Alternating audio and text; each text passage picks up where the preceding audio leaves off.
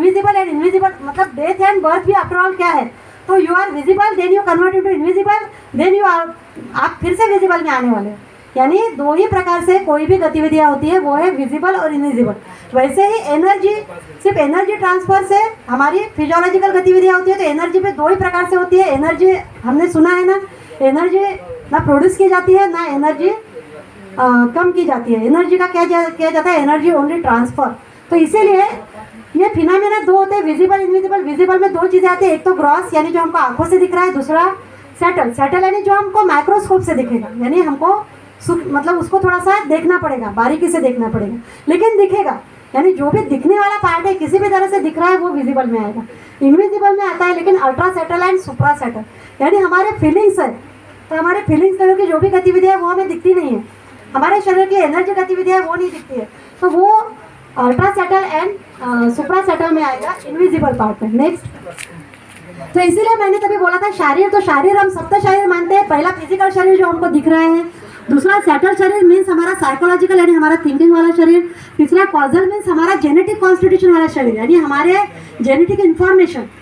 यानी हमारा causal means हमारा फिजियोलॉजिकल शरीर को कौन कंट्रोल करता है, जैसे हमारे ग्रॉस शरीर को ब्रेन कंट्रोल करता है, फिजियोलॉजिकल शरीर को हमारे इंट्रासेलुलर मेमोरी कंट्रोल करती है। उसी तरह से हमारे सुप्राकॉजल मीन्स मेमोरियल जेनेटिक जो शरीर होता है उसको हमारा जेनेटिक इन्फॉर्मेशन कंट्रोल करता है। उसके बाद आता है चैतन्य मीन्स एनर्जी शरीर, यानी हमने अगर हमारे अंदर के एनर्जी को पूरा एक फॉलो करना या एनर्जी को पूरा जान लिया तो हम वो शरीर को भी यूज़ कर सकते हैं। जैसे हम ये शरीर को अपने कार्य के लिए यूज़ कर रहे हैं, वैसे वो शरीर का भी हमारे पास वो है। मतलब मैं ये बोल रही हूँ कि हमारे पास 7 व्हीकल है, हम अभी एक ही व्हीकल से क्यों चले, हमारे पास सभी व्हीकल्स हैं।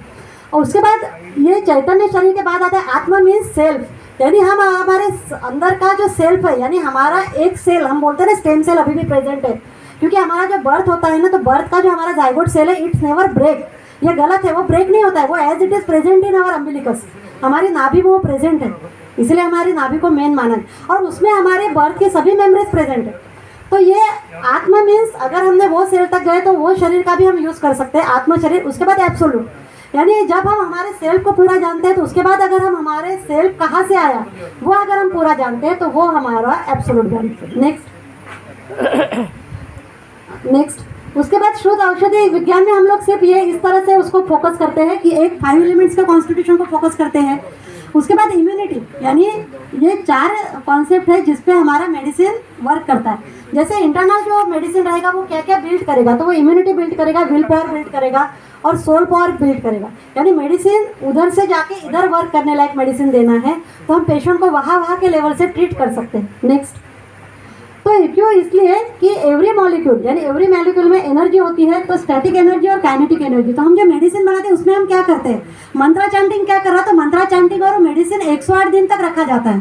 तो 108 दिन में क्या हो रहा है, मेडिसिन हिलाया नहीं जा रहा, तो उसमें स्टैटिक एनर्जी मॉलिक्यूल में स्टोर की जा रही है, जितनी होगी उतनी। यानी हमने एटम बॉम्ब सुना, एटम बॉम्ब क्या है आफ्टर ऑल, कि उसमें एक एटम में ही लॉट्स ऑफ एनर्जी। तो इसी तरह से स्टैटिक एनर्जी बहुत ज़्यादा लोड करिए ताकि जब पेशेंट मेडिसिन लेता है it converts into kinetic energy. Next, उसके बाद इसमें मंत्रा चैंटिंग आता है, तो मंत्रा के माइक्रो वाइब्रेशंस क्या करेंगे, तो मॉलिक्यूल में ड्रग में जाके स्टोर हो जाएंगे। और टेम्परेचर फ्लक्चुएशन क्या करता है, तो ड्रग की जो पोटेंसी होती है वो उसकी बढ़ाने में मदद करता है, टेम्परेचर फ्लक्चुएशन। तो ये मेडिसिन बनाने का हमारा ये ओल्ड वाला प्रोसेस था, ये 5 साल पहले का। अभी तो हमने बहुत बड़ा वाला लैब बनाया है। Next, thank you.